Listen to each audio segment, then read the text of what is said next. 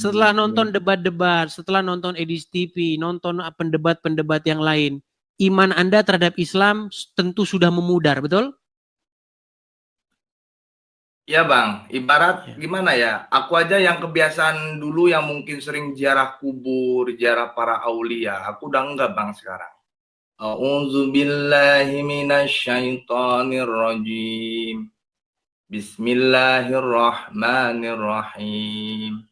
Yasin wal Qur'anil Hakim. Innaka laminal mursalin ala siratim mustaqim. Tanzilal azizir rahim. Ternyata saya ini teman lama saya, teman-teman. Ya. Kemana aja, Allah, lama tidak kelihatan. Ada. Sebentar, ya, dulu pakai nama apa sih? Saya lupa loh. Syarif Bang. Syarif, aduh, Syarif.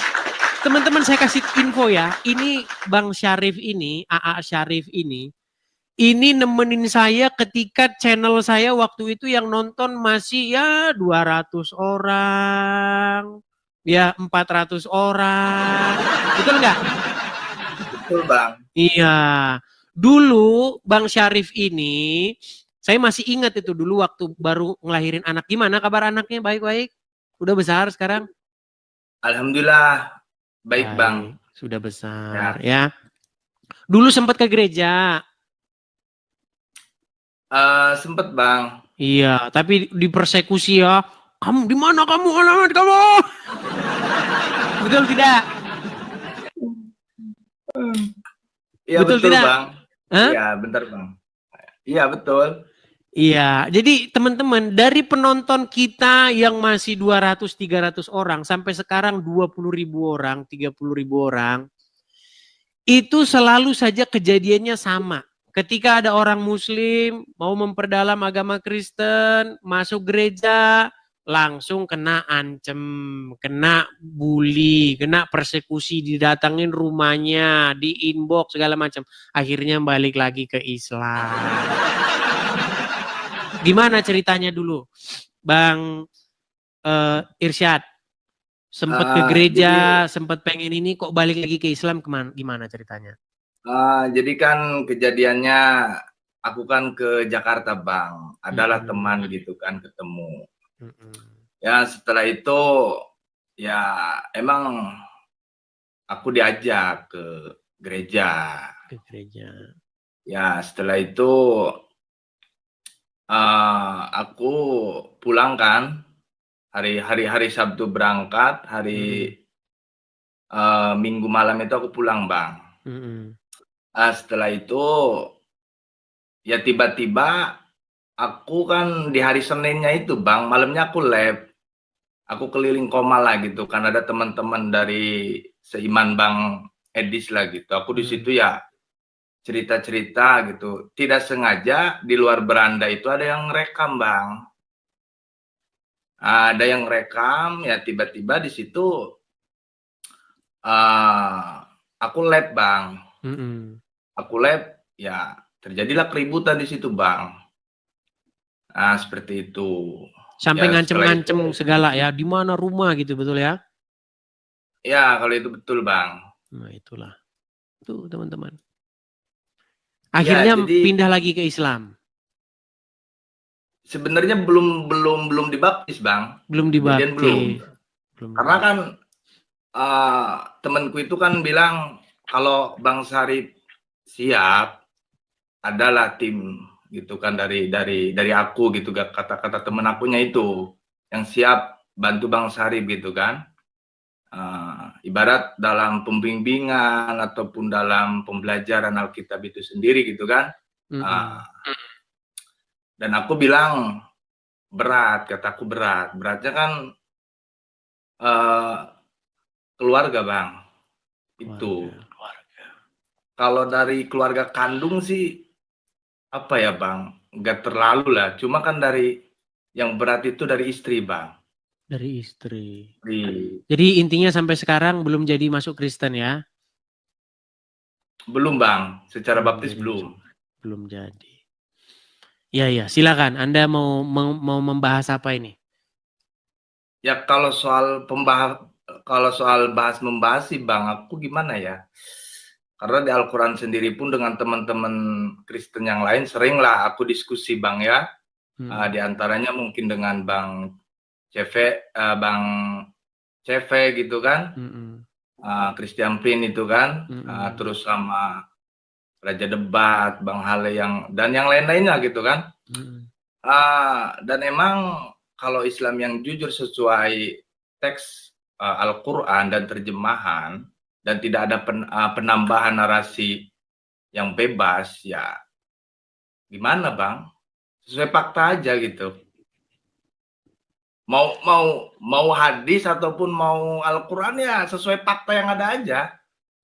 Contoh yang misalnya gadis-gadis yang berpayudara montok itu ya. Ya itu kan udah faktanya Bang, seperti itu terjemahannya. Itu ibarat gak benar ya, emang tertulisnya seperti itu, mau bagaimanakan lagi gitu kan. Itu sih Bang dari aku. Ya kalau soal iman sih aku privasi Bang, aku gak bisa juga bicara di sini, takut ada yang inilah gitu kan. Artinya yang saya katakan benar kan, iman Anda tidak sama lagi. Dulu sebelum tahu debat-debat, dulu sebelum tahu channel Edis TV dan kawan-kawan, memikirkan Islam yang sedemikian rupa, tapi sekarang udah berubah pandangan Anda terhadap agama Islam ya? Ya, ibarat udah apa ya? Ya mungkin sedikit agak memudar lah Bang. Itu aja teman-teman. sih. Itu teman-teman biar Anda tahu. Jadi saya bukan omong kosong teman-teman. Walaupun bahasa saya itu sarkas, tapi benar gitu. Sekali Anda nonton Edis TV, Anda marah-marah. 2 kali Anda mulai cari tahu. 3 kali udah mulai manggut-manggut. 4 kali udah nggak percaya lagi atau udah pudar keyakinan Anda terhadap agama Islam. Coba Bang Irsyad, ini banyak meragukan Anda ini. Tes katanya. Ya, coba bacakan surat-surat dalam Al-Quran. Ini asli Muslim Tulen. Saya saksi bahwa dia Muslim Tulen. Silakan. Oke, aku baca surat Yasin lah kayak yang tadi kan. A'udzu billahi minasyaitonir rajim. Bismillahirrahmanirrahim. Yasin wal Qur'anil Hakim. Innaka laminal mursalin ala siratim mustaqim. Tanzilal azizir rahim. Udah Bang. Ya. Jadi setelah nonton debat-debat, setelah nonton Edis TV, nonton pendebat-pendebat yang lain, iman Anda terhadap Islam tentu sudah memudar, betul? Ya Bang, ibarat gimana ya, aku aja yang kebiasaan dulu yang mungkin sering ziarah kubur, ziarah para aulia, aku udah enggak Bang sekarang. Itu kan yang makam-makam keramat itu Bang. Iya.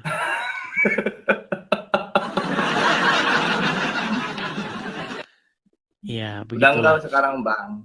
Tapi yang menyebabkan Anda tidak masuk Kristen ini apa juga? Ini yang buat penasaran. Anda sudah memudar terhadap Islam tapi kok nggak jadi Kristen, ini bagaimana ini ceritanya? Silakan. Yaitu istri Bang, aku beratnya istri anak-anak Bang, karena anak-anak masih apa ya? Jadi kadang aku melihat anak-anak, entar nasib anak-anak gimana gitu Bang. Kalau masuk Kristen diceraikan sama istri gitu ya? Ya itu udah pasti Bang, aku ditinggalkan pasti. Iya, itulah ya. Memang dilema teman-teman. Saya punya ide kalau begitu. Tapi nanti istri ngeliat gimana? Idenya begini, ini buat semua aja ya, bukan kepada Bang Syarif ya. Biar teman-teman gak pusing-pusing. Yang Islam KTP-nya aja. Orangnya jangan Islam lagi, KTP-nya ini loh. Ini Islam nih, tunjukin aja KTP-nya. Nah, kalau KTP ditunjukin mereka nggak bisa bantah. Aduh. Iya Bang, karena gimana ya kan, berat dengan profesi juga Bang. Tuh mungkin. Iya iyalah. Ya pasti proses lah, proses. Cuman ya, begini, maksud saya begini. Kan, saya punya pengalaman banyak ya. Pengalaman saya, jam terbang saya itu tinggi dalam hal menghadapi orang-orang yang masuk Kristen gini. Banyak orang ya, Irsyad, banyak orang juga ya, Bang Syarif ya. Masuk Kristen tuh hanya cari duit ada. Orang masuk Kristen pura-pura biar dapat empati, biar nanti dapat ini bantuan-bantuan banyak. Begitu. Makanya saya mau kasih tahu sama orang-orang Kristen juga hati-hati dan waspada. Yang saya maksudkan begini. Bang Syarif, kalau Anda betul-betul memperdalami, sungguh-sungguh mendalami, itu pasti tidak langsung pindah. Tahu-tahu langsung, wah, ini malah justru bahaya. Gini juga Bang, Bang, kalau masalah itu yang nawarin ada, ibarat ntar Abang masalah kehidupan jangan bingung ataupun untuk istri, untuk keseharian Abang, ntar ibarat aku jamin gitu kan, aku kasih jalan gitu. Tetap Bang, aku gak mau gitu, karena kan. Iya, makanya saya bilang tadi begini. Saya mengetahui karena jam terbang saya mengetahui bagaimana orang yang betul-betul dia masuk Kristen sama pura-pura jadi masuk Kristen mau dapat keuntungan. Biasanya orang yang dia betul-betul masuk Kristen itu biasanya nggak mudah. Lama prosesnya. Berbantah dulu, debat dulu, dia akhirnya tiba-tiba dia masuk Kristen. Nah, orang-orang seperti ini itu diduga kuat dia sungguh-sungguh masuk Kristen. Gitu. Makanya saya juga bilang sama teman-teman Kristen arif dan bijaksana. Ya. Jadi jangan asal-asal sembarangan begitu.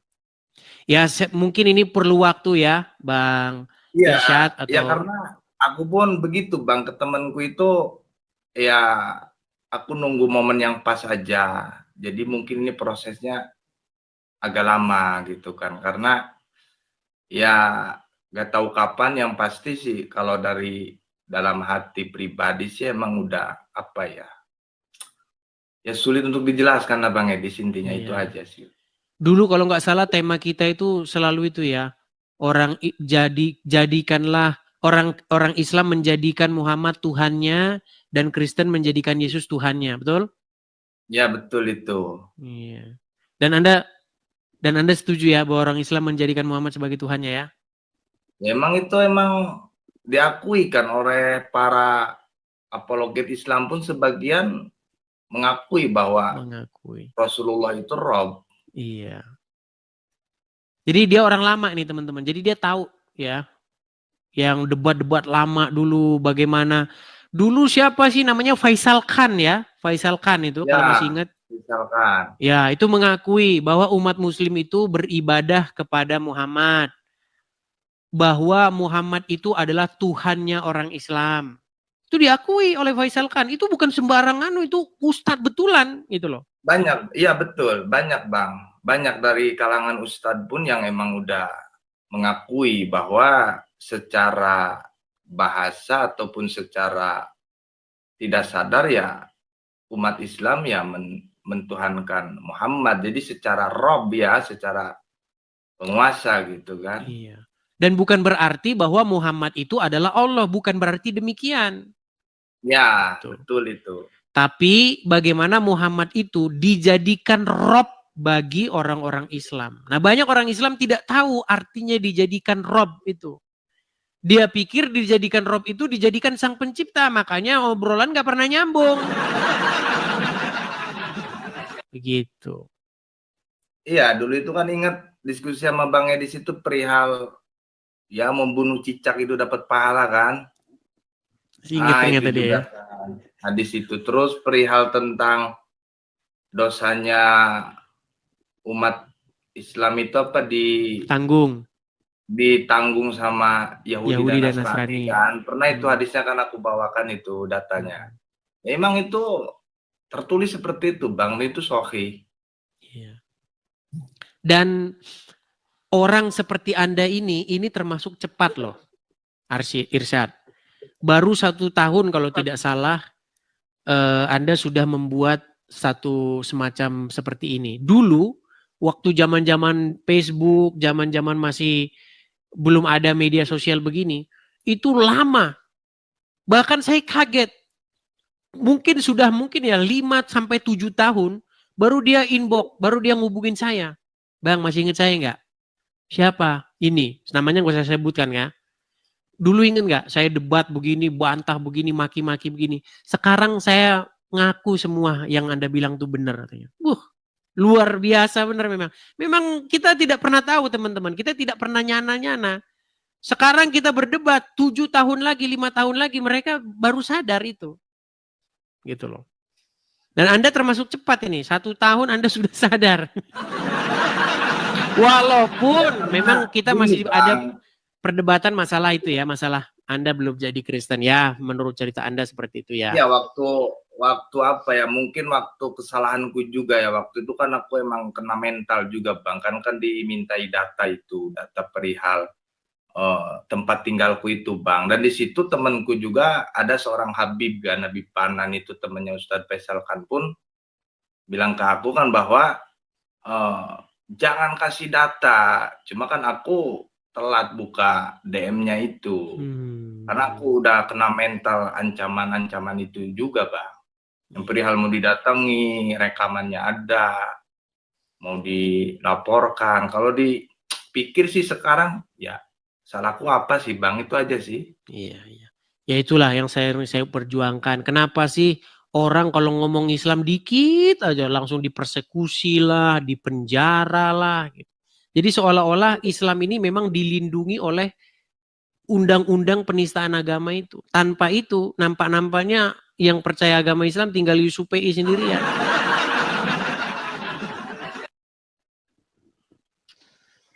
Oke lah begitu Irsyad. Ya itu aja lah Bang. Aku sih semoga sehat aja Bang ya. Sukses sama-sama ya Bang. Ya Tuhan memberkati ya Bang. Amin. Sama-sama Tuhan memberkati. Oke, saya turunkan ya. Shalom teman-teman semuanya. Kita sudah mendengarkan kesaksian atau cerita singkat dari teman diskusi lama Bang Edis TV. Kalian dengar sendiri kan?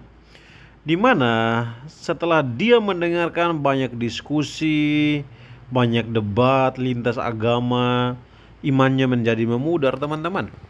Dia menjadi meragukan Islam dan dia bahkan membenarkan setiap hal yang disampaikan oleh Bang Edis. Dimana semua yang disampaikan oleh Bang Edis selama ini tidak ada satu hal pun yang meleset. Karena apa? Bang Edis membicarakan sesuatu yang bersifat fakta. Beliau pun tidak sekedar membicarakan hal-hal itu, namun beliau benar-benar mendalami. Bahkan dalam beberapa video TikToknya Bang Edis, dia menjelaskan bahwa dia mempelajari Islam itu belasan tahun teman-teman. Belasan tahun, jadi membuat dia sangat-sangat memahami tentang Islam itu. Nah teman-teman, mari kita uji coba apakah yang disampaikan Edis itu benar. Nah ada beberapa contoh seperti ini. Edis selalu menjelaskan bahwa umat Islam ketika kalah dan terpojok maka mereka akan menyerang. Mereka akan membuat sesuatu yang onar seperti itu. Dan hal itu apa? Terjadi teman-teman. Terjadi. Siapa yang mau bantah itu? Ketika terjadi intimidasi, provokasi agar orang-orang Kristen itu tidak nyaman dan sebagainya, itu fakta teman-teman. Edis TV tidak berbicara hal yang sembarangan. Kemudian berkaitan tentang bidadari di surga. Jadi iming-iming dari para ustadz adalah ada bidadari di surga, di mana setiap laki-laki akan mendapatkan perawan-perawan di surga. Ini menjadi sebuah tawaran yang menggiurkan bagi semua laki-laki. Karena itu semua berbondong-bondong mau masuk surga, mau masuk Islam karena iming-iming tersebut. Bahkan tidak sedikit yang melakukan bom bunuh diri demi cepat untuk sampai ke surga. Ini hal-hal yang konyol teman-teman. Dan semua ini telah disampaikan oleh Bang Edis dan temannya ini mengiyakan semuanya itu. Siapa muslim yang mendengarkan video ini, silahkan diberikan komentar. Apakah ada hal yang disampaikan oleh Bang Edis itu salah? Saya pastikan bahwa Anda tidak mungkin membantahnya, karena semua yang dipaparkan oleh Bang Edis adalah fakta. Fakta tentang bagaimana Islam berkembang selalu identik dengan kekerasan, selalu disertai dengan kekerasan. Ada yang berperan menjadi Islam yang baik, ada yang berperan menjadi Islam yang setengah baik, dan ada yang berperan menjadi Islam yang benar-benar anarkis. Kenapa saya katakan anarkis? Karena memang tindakan mereka seperti itu. Kalian bayangkan negara-negara di Timur Tengah. Kenapa terjadi perang-perangan di negara-negara Arab? Yes, karena ada kelompok dari Islam. Beberapa muslim-muslim bergabung dalam kelompok untuk melakukan pemberontakan. Bahkan mereka bukan hanya menyerang orang yang berbeda keyakinan, berbeda agama, tetapi berbeda doktrin saja. Di dalam Islam sendiri mereka bisa perangi, mereka bisa bunuh dan sebagainya. Ini hal-hal yang membuat kita ketakutan, teman-teman. Sebagai orang Kristen, jujur kami ketakutan dengan hal itu, karena merasa tidak aman hidup di negeri kami sendiri, negeri kita sendiri ya. Saya lahir besar di Indonesia. Setelah besar, waktu masih di kampung, ketika mulai merantau baru melihat, oh ternyata berbeda waktu di kampung. Saya orang NTT. Setelah keluar dari NTT, saya baru lihat ada banyak sekali masalah-masalah yang berkaitan tentang agama. Dan itu muncul dari teman-teman seberang. Di kampungku tidak ada bentrok antar umat beragama, tidak ada. Tidak ada pembubaran orang ibadah, tidak ada mempersulit pembangunan gereja. Ketika saya merantau terjadi, teman-teman. Saya melihat ada fakta-fakta yang mengagetkan saya. Kita harus bagaimana, teman-teman? Satu-satunya jalan agar kedamaian itu muncul di negeri ini adalah semua orang harus datang belajar kepada Alkitab, belajar kepada pribadi Yesus Kristus yang penuh dengan kasih, yang tidak pernah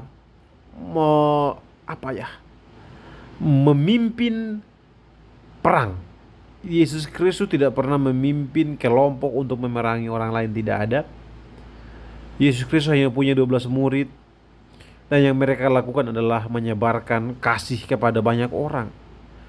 Orang-orang yang dikucilkan, Yesus datang.